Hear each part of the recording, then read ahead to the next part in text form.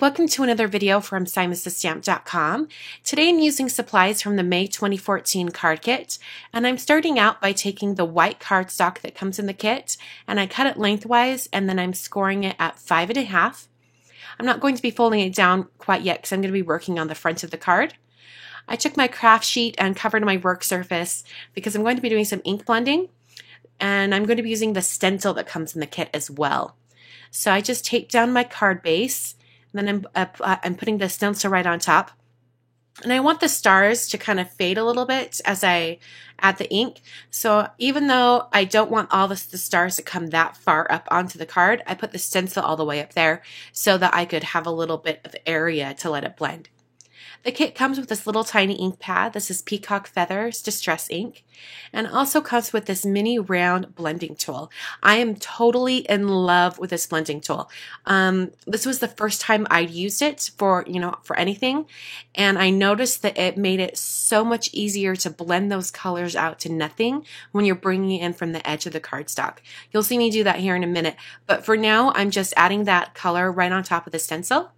Super easy to do this. I'm just letting it kind of fade off near the top, and it comes right off the stencil with a baby wipe, or you could even take it to your sink and just run it under some water and wipe it down. It'll come off the stencil really, really easily. So like I said before, it's super easy to blend in the ink using this mini round ink blending tool because it doesn't have any of those straight edges like the previous blending tool has. It doesn't tend to leave any streaks. Now I'm using the stamp set from the kit. This is the All Boy stamp set. I'm taking two of the stamps and putting them on my card base just so I can kind of envision where they're going to go. And then I put them on my stamp press, and I'm using some Memento Tuxedo Black ink to stamp these. I chose this ink in particular because the thanks is an outline, and I'm going to be coloring it in with Copic markers.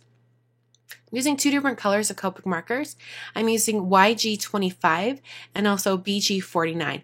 These colors are very, very different, but they're actually going to blend pretty easily in this little tiny area. When you have little area like this, like words, or even just like a little heart or something like that, it's a lot easier to blend two colors that are really, really different. If it's over a really big area, it can be really difficult to get those colors to blend. But since this is such a small area and it's not really going to show any uneven transitions between the colors, it's really easy to do this. Now I'm not using my usual 110 pound or 120 pound ultra thick cardstock for this, which is what I would usually use because it doesn't allow the colors to bleed through to the inside of the card.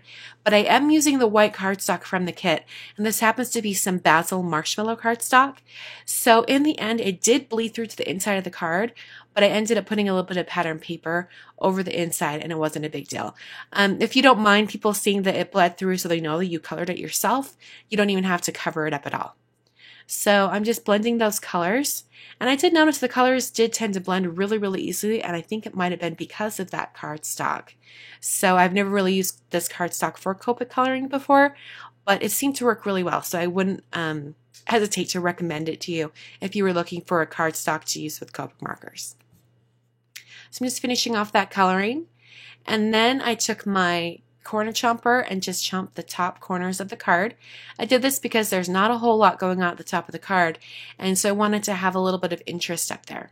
I took a Copic multi-liner and added some dashed lines to the card, and then I decided that it needed a little bit more color, so I'm going to bring in two different pattern papers. The first one I used with this little heart punch. This is from EK Success, from the heart and crown, or mini heart and crown punch sets. And in order to adhere that heart, I cut a little tiny foam square. I cut it down so it would fit, and then I put that directly to the right of the thanks that I stamped and colored. The other piece of pattern paper I brought in, I cut to a little tiny strip. It's a multicolored stripe pattern from the kit. The kit comes with some really great pattern papers. I only used the papers in a small amount here, but I really do love the colors, and that's what really guided me to use the Peacock Feathers ink, and then also the green and the blue on the thanks. So I'm just putting down that multicolored stripe little strip. Just use Mono Multi Glue, Tombow Mono Multi Glue for that. And now I'm taking taking a Wink of Stella clear glitter brush pen, just adding a little bit of detail. It's hard to see on camera, but it did make it a little bit shimmery. Now that hay stamp that I stamped that was really bold with black, it was kind of splotchy, and I wanted it to be a really stark black. So I went over it with a black brush tip pen, just to make sure that it was really nice and filled in. You could do this with any type of black brush pen that you have. I just happen to use a Copic Multiliner brush stroke pen for this, but any black pen would do. And that's the card for today. I hope you guys enjoyed, and I will catch you guys next time.